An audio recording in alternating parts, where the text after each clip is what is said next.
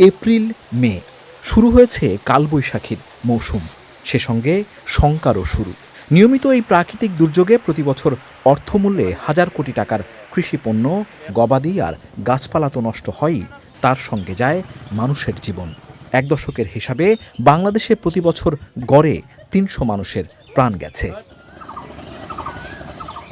মেঘের জলকণা আর বরফখণ্ডের সংঘর্ষে আকাশে সৃষ্ট বৈদ্যুতিক স্ফুলিঙ্গ পৃথিবীর মাটিতে খোঁজে বিপরীতে থাকা সবচেয়ে উঁচু কোনো কিছু, বড় কোনো গাছ, ভবন কিংবা ফাঁকা মাঠে দাঁড়িয়ে থাকা কোনো মানুষ।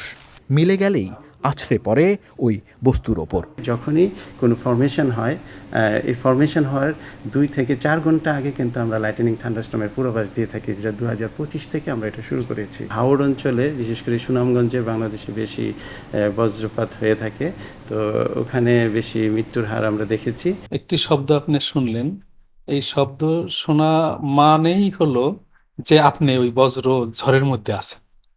সেই কারণে আমরা বলে থাকি যে বজ্রধ্বনি শুনবেন যখনই, ঘরে যাবেন তখনই, কারণ ঘর সবচেয়ে নিরাপদ জায়গা। শিলা বৃষ্টি যে বরাবর সংঘটিত হয় সেই বরাবর বজ্রপাত সংঘটিত হওয়ার সম্ভাবনা প্রায় 99%। 10 তারিখের পর তাপমাত্রা আবার একটু একটু করে বাড়বে।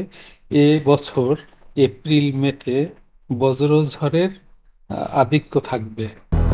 200-র বেশি সার্ভিস ও ফিচারে লেনদেনের সব বিকাশ অ্যাপে সম্ভব। আবহাওয়াবিদরা মনে করেন বজ্রপাত থেকে বাঁচার এখনও কোনো উপায় মেলেনি, বরং সাবধানতাই বাঁচার উপায়। যখন একটা শব্দ শুনবো তখন পরবর্তী শব্দটা কখন হয়, 1, 2, 3 এভাবে প্রতি সেকেন্ডে 1, 2, 3 করে যদি আমি 10 সেকেন্ড পরে পরবর্তী শব্দটা শুনতে পাই, তাহলে আমি এরপরেরটা যখন আরেকটা 11 সেকেন্ড পরে বা 12 সেকেন্ড পরে শুনতে পাই, তাহলে আমি ধরে নিব যে এই বজ্রপাতটা আমার কাছ থেকে দূরে চলে যাচ্ছে। আর যদি 1, 2, 3 এভাবে প্রতি সেকেন্ডে এইভাবে গণনা করে যদি দেখতে পাই আরও কমে আসতেছে, তখন ধরে নিতে হবে যে এটা আমার দিকে আসতেছে, সুতরাং আমাকে ঘরে আশ্রয় নিতে হবে। বজ্রপাত সাধারণত এটা আধা ঘন্টা থেকে 1 ঘন্টার মধ্যে এটা একদম পরিপূর্ণভাবে এটা হয়ে যায়, শেষ হয়ে যায়। ঘরের ভিতরের সাইডে ইনসুলেটর, যেখানে বিদ্যুৎ চলাচল করে না, সেই জন্য ঘর কিছুটা নিরাপদ। কিন্তু উন্মুক্ত স্থানে আপনি সরাসরি যদি উচ্চ অবজেক্ট হন, তাহলে সরাসরি বিদ্যুৎ আপনাকে আক্রমণ করতে পারে। হ্যাঁ, এবং গাছের নিচে দাঁড়ালে গাছের মাধ্যমে আপনি আক্রান্ত হতে পারেন। অথবা জলাশয়ের মধ্যে যদি আপনি দাঁড়িয়ে নৌকা চালান অথবা মাছ ধরেন, তখন আপনি সবচেয়ে উঁচু অবজেক্ট আপনি আক্রান্ত হতে পারেন। বৃষ্টি বিলাসের নামে বৃষ্টি ধরার চেষ্টা করে, তখন লাইটনিং আক্রান্ত হতে পারেন এবং মৃত্যুবরণ হয় বারান্দায় থেকে। এরকম অনেক নজির রয়েছে।